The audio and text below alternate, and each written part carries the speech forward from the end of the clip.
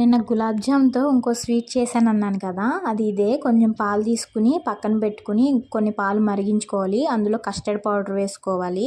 అలాగే గులాబ్ జాములు కూడా కొన్ని పక్కన పెట్టుకున్నాను. ఇంకా కలుపుకున్న మిశ్రమాన్ని పాలల్లో వేసేసుకుని కొంచెం షుగర్ వేసుకున్నాను. అది కొంచెం థిక్‌గా వచ్చేదాకా ఉంచుకోవాలి. తీసి పక్కన పెట్టేయాలి. ప్రయోగం కాబట్టి కొన్ని గులాబ్ జాములే తీశాను.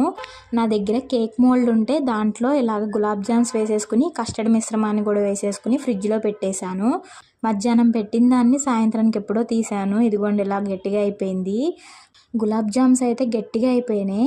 ఇలా కస్టర్డ్ మిశ్రమంలో పాకంలో తీసిన గులాబ్ జామ్ వేసుకుని తినాల్సిందేమో అనిపించింది తర్వాత కట్ చేసుకున్న బాదం పప్పులు పైన వేసేసుకున్నా. టేస్ట్ బాగానే ఉంది కానీ ఫ్రిడ్జ్లో పెట్టడం వల్ల డీప్లో గులాబ్ జామ్స్ అయితే గట్టిపడిపోయినాయి. మనం చేసిన ప్రయోగంలో గులాబ్ జామ్ ఒకటి కొంచెం గట్టిగా ఉంది. కట్ చేసుకుని తినడానికి టైం పట్టిందనమాట. కస్టర్డ్ గులాబ్ జామ్ నేను పెట్టిన పేరు.